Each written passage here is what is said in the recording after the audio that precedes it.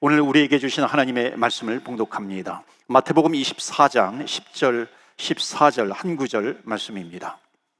찾으셨으면 14절 말씀 다 같이 우리 함께 합독하겠습니다. 이 전국 복음이 모든 민족에게 증언되기 위하여 온 세상에 전파되리니 그제야 끝이 오리라. 아멘. 하나님의 말씀입니다. 오늘도 하나님의 말씀에 은혜 받으시고 새 힘을 얻으시고 또 한 주간 승리하시기를 축복합니다. 우리 선교 헌신의 달입니다. 9월달은 선교 헌신의 달을 맞이해서 선교에 대한 말씀을 전하겠습니다. 요한복음 강해 설교는 조금 뒤로 미루도록 하고요. 우리 밴쿠버 선교 대회가 있고 또 9월달은 선교 헌신의 달입니다. 우리 선교에 대한 말씀을 전하도록 하겠습니다. 작년 선교 주일 때 똑같은 제목이었어요. 선교적 교회, 선교적 삶이라고 하는 제목으로 말씀을 전했고 오늘 두 번째 말씀을 전합니다. 성경에 보면 성경에 대해서 마태복음 28장 19절 20절 말씀 보시면 모든 민족을 제자로 삼아라. 아버지와 아들과 성령의 이름으로 세례를 베풀어라. 모든 민족을 제자로 삼아라. 우리 교회, 주님의 제자 교회가 여기에서 나온 겁니다. 선교는 초대교회 때부터 또 12사도를 통해서 또 사도 바울을 통해서 선교가 시작이 되었지만 그 이후로 선교는 마치 기독교의 본질처럼 자리 잡게 되었습니다. 예수님께서 모든 민족을 제자로 삼는 그런 주님의 제자교회가 되어라. 그래서 선교하는 교회가 되어야 된다. 미셔널 처치. 선교하는 교회, 미셔널 처치라고 하는 것은 무슨 말이냐면 어떤 선교하는 교회를 넘어서 선교에 포커스를 두는 것, 이것을 넘어서서 교회 자체가 선교하는 교회가 되어야 한다는 겁니다. 그러니까 주님 오시는 날까지 미셔널 처치가 되어야 하는 거죠. 그러니까 주님의 제자를 삼는 이 선교라고 하는 것은 기독교 2000년 시작된 이래로 2000년 역사 동안에 포기된 일, 중지된 일이 없었다는 겁니다. 자, 오늘 말씀은 이겁니다. 오늘 말씀은 좀 교육적인 말씀이 될 것 같기도 하고요. 이거예요.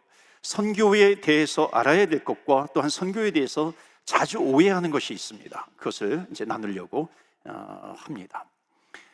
그러니까 선교에 대해서 정확하게 아는 거죠. 선교에 대해서 우리 주님의 제자교회 성도님들이 함께 한 마음을 가지면서 선교에 대해서 무장하게 되는 시간입니다. 그 오해하는 것이 있는데 첫 번째로 무엇을 오해하게 되냐면 선교는 땅끝까지 멀리 가는 것이다. 오해예요. 그러니까 이게 틀린 건 아닙니다. 틀린 건 아닌데 선교라고 하는 것은 뭐냐면은 선교는 물 건너 어느 민족으로든지 가는 것도 해야 되고 그것만이 아니라 우리가 살고 있는 이 지역도 선교를 해야 한다는 겁니다. 그러니까 이것이 왜 중요하냐면 작년에도 잠깐 이 선교 주일 때 말씀을 드렸는데 21세기 들어서면서 깨어있는 선교학자들이 19세기, 20세기의 기독교 선교를 돌아보면서 강력한 패러다임의 전환을 요구합니다. 그 이유가 뭐냐면 미국이라고 하는 나라가 선교사를 가장 많이 보내는데 이 선교의 불이 떨어지자 젊은이들이 막 일어납니다. 미국에서 젊은이들이 일어나 중국을 주십시오, 일본을 주십시오, 아프리카를 주십시오. 그 나라를 생각하면 막 눈물을 흘립니다. 그래서 아시아로 또 아프리카로 선교사님들이 막 나가게 되죠. 그런데 문제는 뭐냐면은 그렇게 보내는 선교사를 하고 나니까 전혀 상상하지도 못했던 일들이 일어나게 되는 겁니다. 그것이 뭐냐면은 바로 선교사를 그렇게 보냈는데 바로 이 지역이 선교지가 되어버린 겁니다.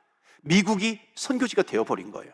그러니까 저곳을 향해서 계속해서 갔는데 이곳이 선교지가 되어버린 겁니다. 어찌 보면 한 명이라도 더 데리고 가가지고 저곳에 가서 복음을 전해야지 그랬는데 미국이라고 하는 나라가 선교지가 된 겁니다. 심각하잖아요. 미 전도 종족이 되어버린 거죠. 캐나다도 마찬가지입니다.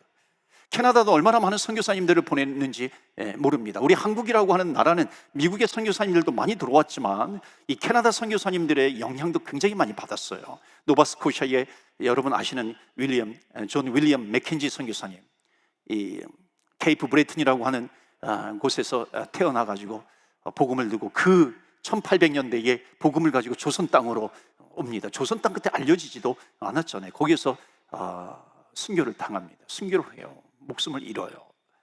그런 일들이 일어났죠.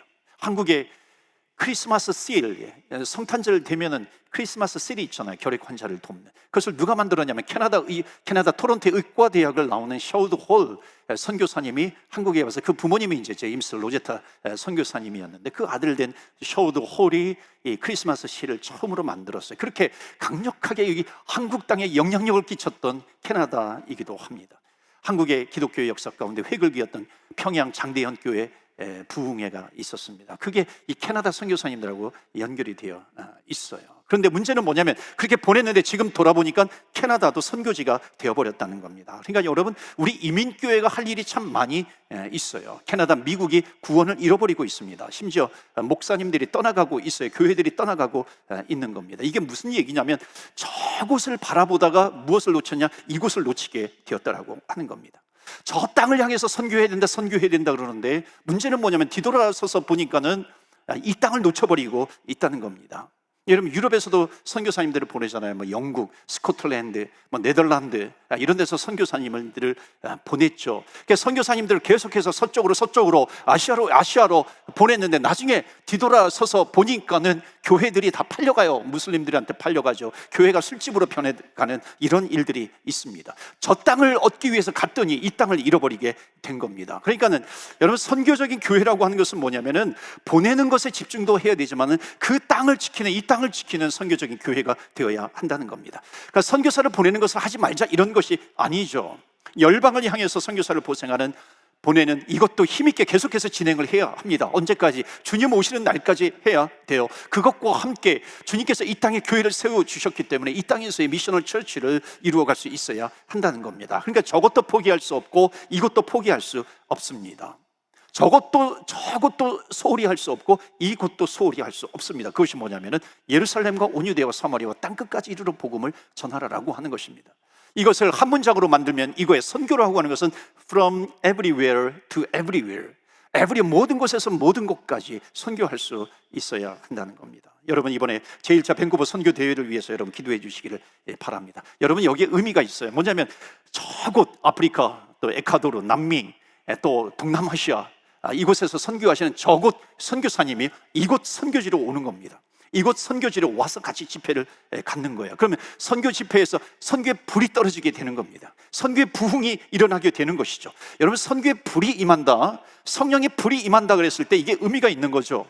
뭐냐면, 불이라고 하는 것의 특징이 뭐냐면, 불은 자기 자리만 타지 않습니다. 절대로. 불은 계속해서 확산이 됩니다. 그러니까 선교 대회를 통해서 저곳 선교사님과 이곳 선교지가 같이 만났을 때에 선교의 불이 임하게 되면, 그 선교의 불이 확산이 되어서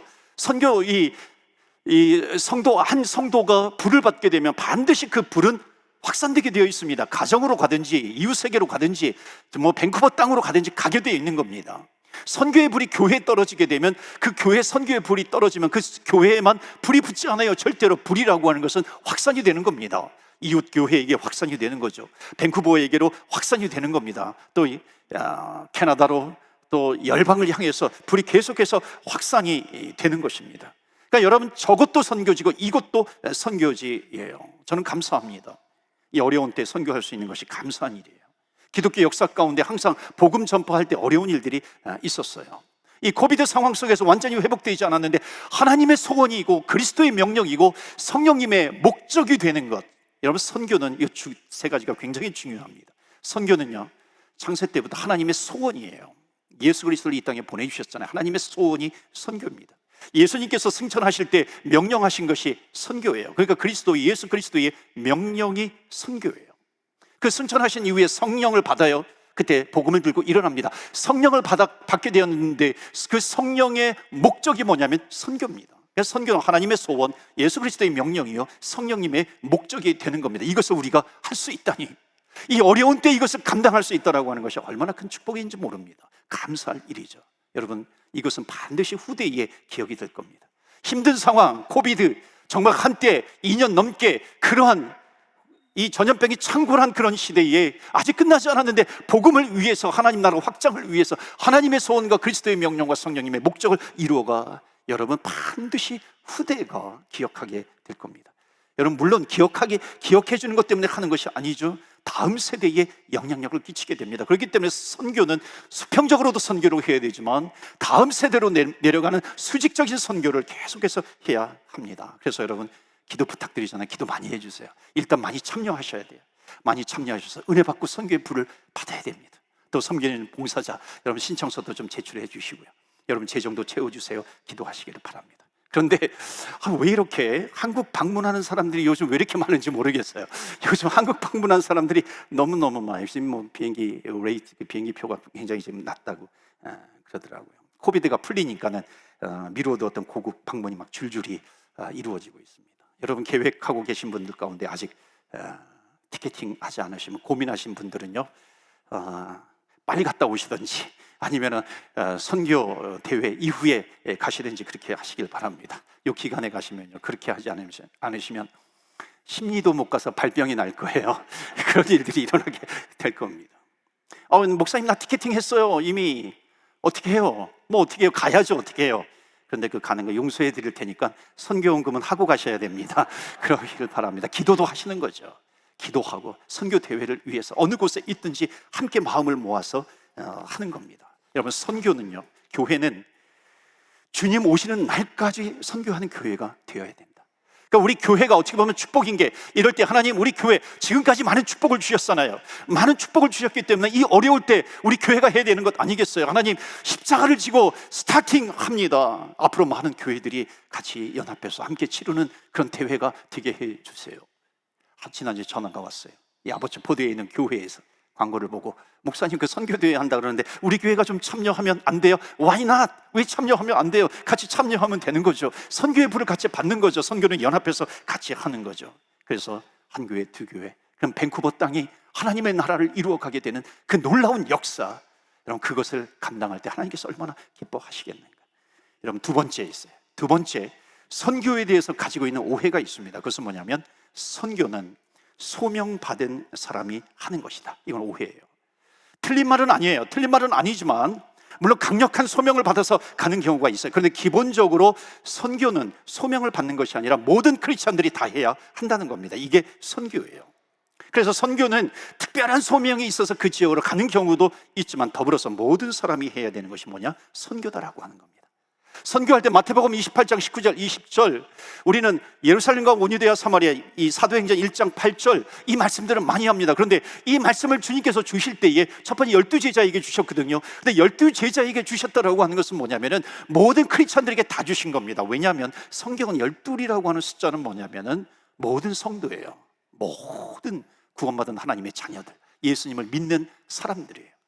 그러니까 내가 그래요. 이게 예수님 믿은 지 얼마 안 되신 분들, 또 주님을 안 지 얼마 안 되신 분, 뭐 새신자들, 그러면은 성경에 대해서 아직 모르고 정말 하나님의 나라가 뭔가 아주 궁금할 수 있을 거예요. 그런데 성경은 분명히 말씀하고 있는 것이 뭐냐면은 주님께서 말씀하신 그 내용이 구원받은 하나 예수님을 믿는 모든 사람들에게 주셨다라고 하는 겁니다. 그래서 10이라고 하는 숫자는 굉장히 중요한 거거든요.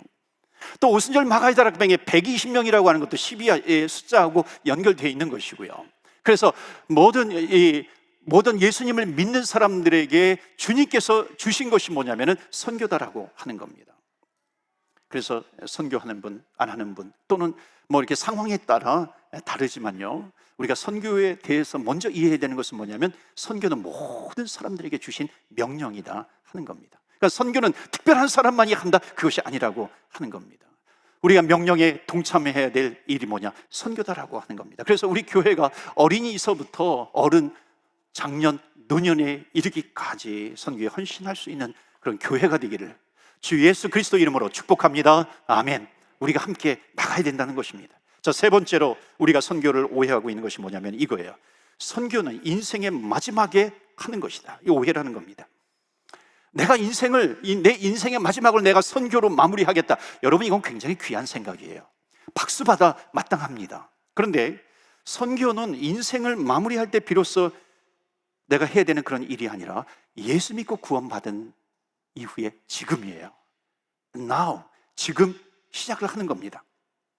이런 경우가 있어요. 목사님, 제가 이거 10년 동안 20년 동안 하다가 다 접어버리고 내가 선교 나가겠습니다. 이건 굉장히 귀한 거예요. 이거를 무시하는 게 아니에요. 굉장히 귀한 부르심, 콜링입니다. 그런데 이게 선교에 대해서 오해를 불러일으킬 수 있다는 겁니다. 뭐냐면 선교라고 하는 것을 나중에 하는 것으로 생각하는 그 함정에 빠질 수 있다는 것이죠. 성경은 분명히 말씀합니다. 천국 복음을 전해라. 그러니까 때를 얻든지 못 얻든지 천국 복음을 전파해라. 여러분, 때를 얻든지 못 얻든지 천국 복음을 전하라고 하는 것은 뭐냐면 복음을 전할 아주 좋은 때, 좋은 시기는 없다는 겁니다. 언제든지 복음을 전해야 되는데 그것이 뭐냐면 바로 지금이에요. 그리고 어느 곳에서 복음을 전해야 되는가? 내가 있는 곳이 선교지가 되는 겁니다. 때를 얻든지 못 얻든지 복음을 전하는 곳입니다. 이게 때를 얻든지 못 얻든지 전해라. 인생 마지막에 선교해요. 여러분, 이것도 귀한 것이라고 그랬죠. 그런데 정말 인생 마지막에 이 선교하는 사람들의 특징이 뭐냐면은 그게 안 하다가 선교하는 것이 아니라 그 인생 가운데 계속해서 반복해서 일주일 선교도 하고 단기 선교도 하고 이런 선교도 하고 그러다가 마지막 그 인생에 내가 선교하겠습니다. 그 인생 마지막을 내가 선교로 불태우겠습니다. 그렇게 나가는 거죠. 그러니까 내가 있는 곳, 또 저곳, 이곳이 선교지가 될 수 있어야 한다는 겁니다. 하나님께서 우리 교회로 저를 보내실 때에 제 마음 가운데 제가 캐나다에 와서 가장 먼저 이렇게 선교지로 주신 곳이 있습니다. 그것은 와고식이라고 하는 알곤킨 크리 부족이었어요. 여기는 원주민 마을이 저쪽 퀘벡하고 여기하고는 좀 다르더라고요. 퀘벡은 북쪽으로 한참 올라가, 물론 인근에도 있지만 북쪽으로 한참 올라가서 거기 또 아주 이렇게 숲속으로 한참 갑니다. 그러면은 거기에 이렇게 한 200명, 300명, 400명이 모여서 사는 원주민 마을이 있어요. 전통주의자들이 추장이 되면 정말 들어가서 복음 전하기 어려워요. 그런데 기독교에 대해서 좀 우호적인 사람이 추장이 되면 들어가서 복음을 전할 수 있습니다. 들어가서 10여 년 동안 일주일에 한 번씩 매년 9시간, 가는데 9시간, 돌아오는데 9시간, 일주일에 한 번씩 왕복 거의 20시간을 들여가지고 복음을 전하고 복음을 전합니다. 하나님께서 너무나도 뜨거운 마음을 주시는데 이 어린 영혼들을 잘 양육을 해서 그들이 유스가 되고 또 청년이 되고 나중에 마을의 어른이 되면 그 마을은 정말 하나님께서 기뻐하시는 하나님을 섬기는 기독교 마을이 될 수 있다. 이런 강한 마음을 하나님께서 주시는 겁니다. 한때는 그렇게 생각했어요. 내가 목회를 좀 내려놓고 그곳에 원주민 선교사로 들어가야 되겠다. 그래서 가장 가까운 도시에 커클랜드라고 하는 도시가 있습니다. 거기에 집도 알아보고 또 비즈니스도 알아보고 여러 가지 생각을 할 정도로 아주 강력한 패션의 열정을 하나님께서 허락해 주셨어요. 그런데 하나님께서 그것을 떠나서 이곳으로 보내주신 겁니다. 이제 이곳으로 보내주셨는데 저의 선교지가 어디냐? 이곳이 되는 겁니다. 지금 이곳에서 선교하라고 하는 것이죠. 그래서 선교라고 하는 것은 인생의 마지막에 내가 다 정리하고 가는 것이 아니라 바로 지금 이곳이, 내가 있는 이곳이 선교지이고 선교할 때이다라고 하는 것을 말씀하고 있습니다. 그래서 세 번째 오해가 인생의 마지막을 선교로 마무리한다라고 하는 것. 네 번째도 비슷한 얘기예요. 오해가 뭐냐면 선교는 더 준비해서 가야 된다라고 하는 오해입니다. 더 준비해서 가야 된다. 준비되어지면서 가는 것이지 더 준비가 없어요. 다 준비하는 것이 없다는 겁니다. 그러니까 계속해서 선교를 하면 시행착오도 겪고 되는 것이고 또 겪고 하면서 조금씩 나아지는 것이지 아직은 아니야, 더 준비되어야 해, 그런 생각을 하게 되죠. 그런데 뭘 더 준비해야 되는데 물어보면 잘 대답을 하지 못해요. 왜냐하면 사람은 아무리 다 준비가 되어 있다 할지라도 마음속에 아직 덜 준비되었는데 그렇게 생각을 합니다. 그래서 선교는 일단 하는 거예요. 선교는 일단 시작하는 겁니다.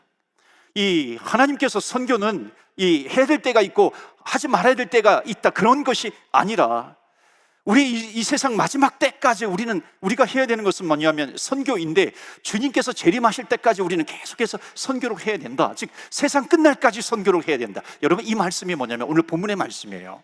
오늘 본문의 말씀 보면 마태복음 24장 14절 말씀 보시면 이 천국 복음이 굉장히 중요한, 선교학에서 너무나도 중요한 메시지예요.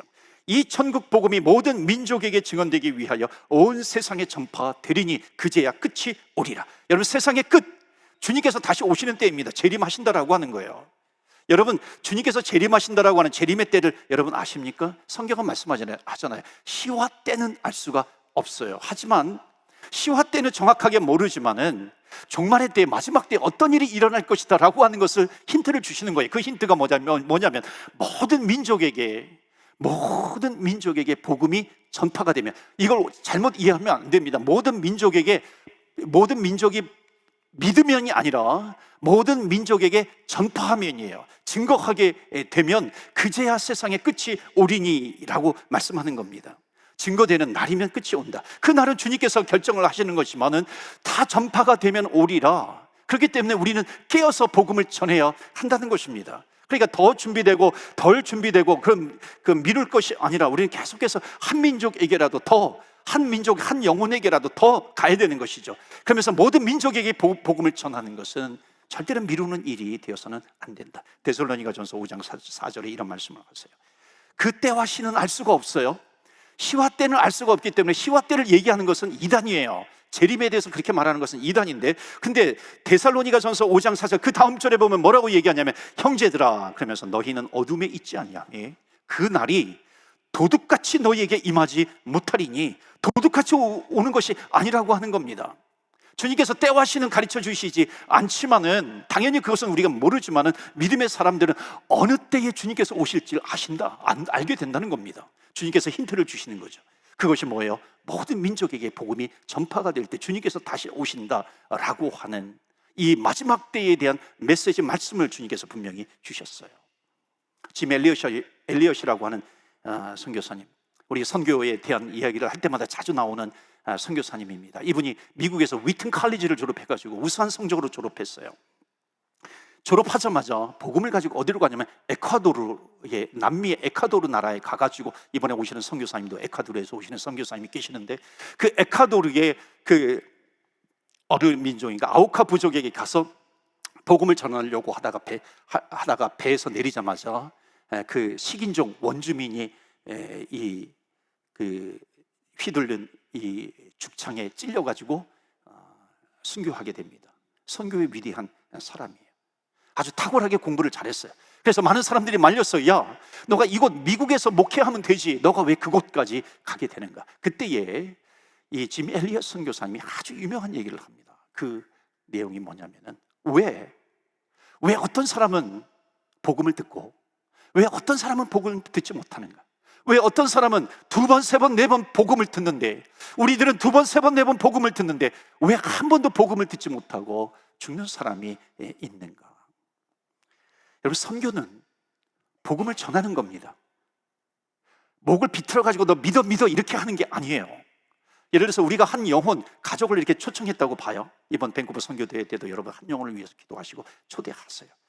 자, 초대는 했지만 그 사람을, 그분을 믿게 할 수 있는 능력은 우리에게 있다 없다? 없다는 거예요. 우리는 초대해서 복음을 듣게 할 수는 있는 것이죠. 그런데 복음이 뿌려지면 5년 후가 되었든지, 아니면 1년 후가 되었든지, 다음 주가 되었든지, 아니면 당장이 되든지, 하나님의 때에 하나님께서 30배, 60배, 100배의 열매를 거두게 하신다라고 하는 겁니다.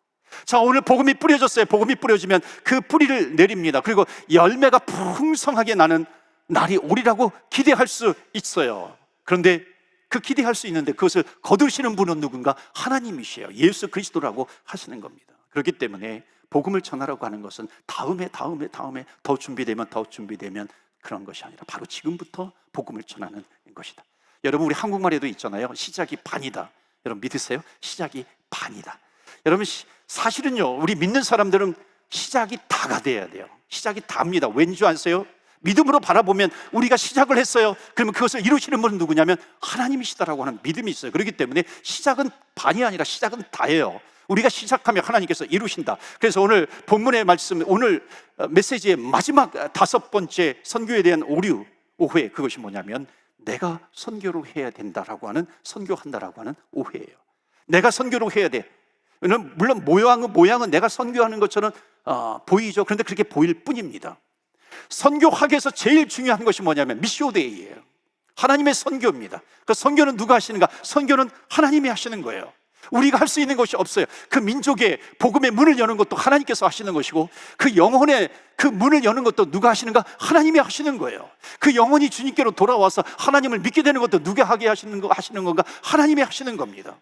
하나님의 선교예요. 여러분, 하나님의 선교에 우리를 부르신 겁니다. 여러분, 하나님의 선교의 제1호 선교사가 누구냐면 예수 그리스도죠. 천국에 계신 예수 그리스도, 독생자 예수 그리스도를 타문화권인 이 땅에 보내신 제1호 선교사가 누구냐면 예수 그리스도, 하나님의 선교이기 때문에 그런 거예요. 그러니까 하나님의 이 선교에 하나님께서 우리를 불러주시는 것이죠. 그러니까 선교의 진정한 의미는 뭐냐면, 선교는 하나님께서 하시는 것이고 우리는 그 하나님의 선교에 부르심을 받고 동참하는 것이다. 여러분, 이것만 잘 보시면요, 하나님께서 우리를 불러주셨다라고 하는 것은 하나님의 그 영광의 대열에 우리는 참여하게 되는, 너무나도 영광스러운 그 하나님의 선교에 우리가 참여하게 되는 겁니다. 여러분, 옛날에 어렸을 때 그러지 않았어요? 옛날 어렸을 때 막, 요즘은 안 할 때는 뭐 고무줄, 여자들은, 여학생도 고무줄 놀이 하잖아요. 그러면 남자들 막 면도칼 가지고서 막 자르면 중간에 이게 막 끊어버리고 막 그렇게 장난치고 그러잖아요. 남자들 막 축구하고 그러잖아요. 그런데 만약에 그렇게 같이 놀이를 하는데 거기에 끼워주지를 않아요. 체육 시간에 축구를 하는데 그 축구 감독이 너는 하지 마, 너는 하지 마 그러면 얼마나 마음 아파요, 슬퍼요. 근데 나중에 마음이 바뀌어서 같이 하자 그러면 너무너무 즐거운 겁니다. 여러분, 선교라고 하는 것은 하나님의 선교예요. 하나님의 선교에 하나님께서 우리를 불러주시는 것입니다. 하나님께서 우리를 불러주셔서 그 선교의 대열에 동참하게 되는 건 너무나도 기쁜 일이고 너무나도 즐거운 일입니다. 우리는 한 영혼, 한 부족, 한 민족 돌아오게 할 수 있는 능력이 우리에게는 없어요. 하나님이 하시는 겁니다. 우리는 거기에 참여하는 것입니다. 그 일에 참여하는 것, 이것처럼 영광스러운 일이 없는 것입니다. 하나님께서 함께 하세요. 여러분, 믿으십니까? 하나님께서 하시면 우리는 그 일에 동참하게 되는 겁니다. 밴쿠버 선교대회 하나님이 하셔요. 하나님이 하시기 때문에 그 하나님이 하시는 그 일에 우리는 그 순종, 그 부르심에 참여하게 되면 너무나도 영광스러운 일이죠. 이 영광스러운 일에 저와 여러분, 우리 교회, 이 땅의 교회가 모두 참여하여서 하나님의 영광이 이 땅에 가득 찬 그런 날이 오게 될 것을 믿음으로 보면서 이번 선교대회 여러분 기도하시면서 준비하시고, 하나님께서 우리에게 베풀어 주시는 복과 은혜가 있습니다. 받아 누리시는 저와 여러분 되시기를 주의 이름으로 축원합니다. 아멘. 우리 시간에 한번 합심해서 기도하겠습니다. 선교는 하나님이 하시는 겁니다. 하나님이 하시는 거기 때문에 반드시 하나님의 영광이 나타나게 된다는 것입니다. 하나님, 그 하나님의 영광을 보게 해 주시옵소서. 하나님의 영광을 보는 선교대회가 되게 해 주시고, 하나님의 영광을 보는 우리 교회 선교가 되게 하여 주시옵시고, 하나님의 영광이 우리 교회, 우리 가정에, 우리 성전에, 하나님 우리 밴쿠버 땅의 열방에 가득하게 하여 주시옵소서. 우리 교회가 순종하며 나아가는 교회 되게 하여 주시옵소서. 주의 영광을 보리라, 주의 영광을 보리라. 다 같이 주여, 주의 이름 한번 부르며 기도하며 나아갑니다. 주여.